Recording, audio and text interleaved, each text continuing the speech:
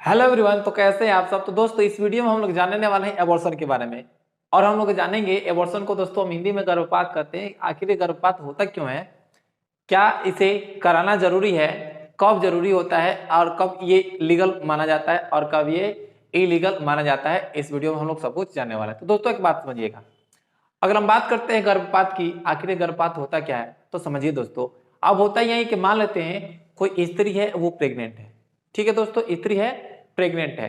अगर उसकी प्रेगनेंसी किसी कारणवश या डॉक्टर प्रोसीजर के द्वारा, मेडिकल प्रोसीजर के द्वारा क्या कर दी जाए, तो खत्म कर दी जाए, तो दोस्तों उसी को हम लोग कहते हैं एबॉर्शन। अब एबॉर्शन में दोस्तों क्या होता है कि विभिन्न प्रकार की दवाओं का प्रयोग करके जो गर्भ के अंदर जो इम्ब्रियो है, जो फीटस है, उसको क्या कर दिया जाता है, तो गर्भ में ही क्या कर दिया जाता है, उसको गर्भाशय की दीवार से अलग कर दिया जाता है। ठीक है दोस्तों, इसी को हम लोग एबॉर्शन कहते हैं। अब एबॉर्शन अलग अलग तरीके से होता है। अब यहाँ पे हम लोग सबसे पहले बात करेंगे एबॉर्शन के कौन कौन से प्रकार होते हैं। तो दोस्तों एक हम आपको बात बता दें, एबॉर्शन दो प्रकार के होते हैं। अब वो कौन कौन से होते हैं, चलिए देखते हैं। तो सबसे पहले देखिएगा कि एक ऐसी प्रक्रिया जिसमें प्रेगनेंसी का समापन हो जाता है, चाहे वो खुद से हो या मेडिकल प्रोसीजर के द्वारा, तो दोस्तों उसको हम लोग कहते हैं गर्भपात। अब यहाँ पे एक बात आती है कि आखिर गर्भपात कितने प्रकार से होता है। तो दोस्तों यहाँ पे देखिएगा, गर्भपात एक्चुअली दो प्रकार से होता है। एक वैसा है जो कि खुद होता है और एक जो मेडिकल प्रोसीजर के द्वारा होता है।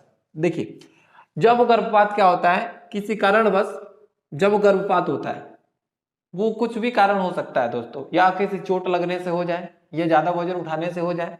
तो दोस्तों ये है कि अगर गर्भपात किसी कारणवश हो जाता है तो दोस्तों हम लोग उसको कहते हैं मिसकैरेज।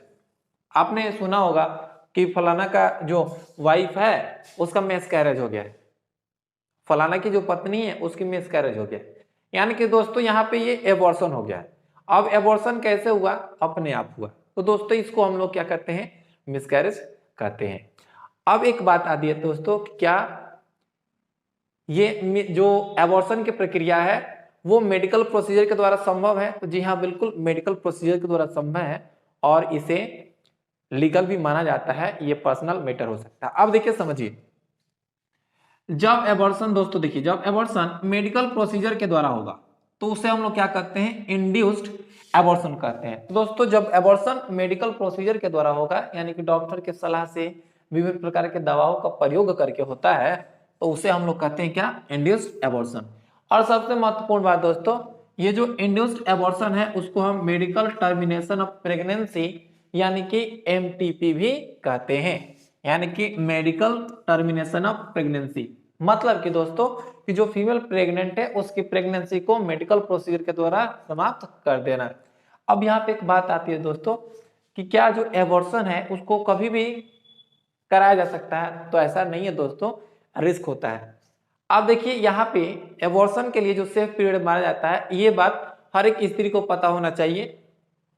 देखिए दोस्तों कि अगर जो सेफ पीरियड है वो एक्चुअली होता है 12 सप्ताह तक, यानी कि 12 सप्ताह तक की जो प्रेगनेंसी होगी उसमें अगर एबॉर्शन होता है तो दोस्तों इसको हम लोग सेफ मानते हैं। लेकिन एक और सबसे महत्वपूर्ण बात है, अगर हम 8 सप्ताह में एबॉर्शन कराते हैं दोस्तों, तो ये और भी सेफ माना जाता है, और भी सेफ माना जाता है।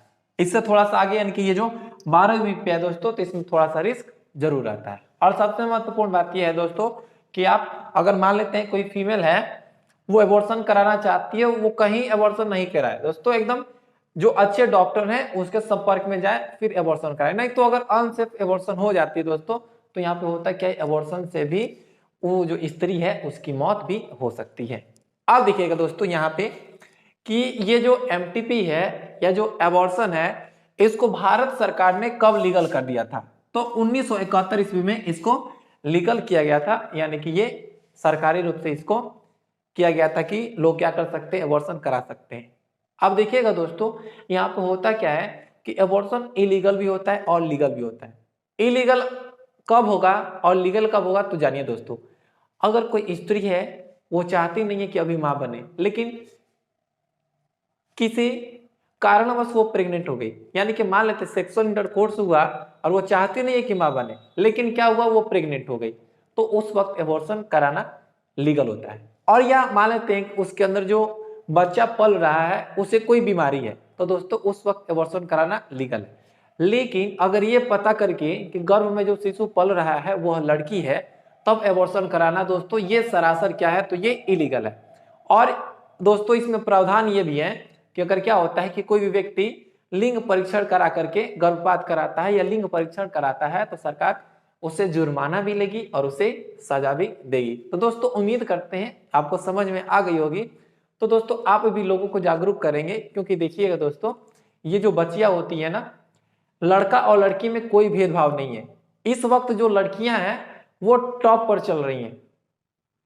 ठीक है दोस्तों, किसी भी क्षेत्र में देख लीजिए लड़कियां एकदम अव्वल आ रही हैं, आगे आ रही हैं। तो दोस्तों यहाँ पे किसी प्रकार से कोई भी भेदभाव नहीं होना चाहिए। तो दोस्तों मिलते हैं हम लोग नेक्स्ट वीडियो में, जिसमें हम बात करेंगे एक प्यारे से टॉपिक में कि क्या होता है कार्डियक अरेस्ट।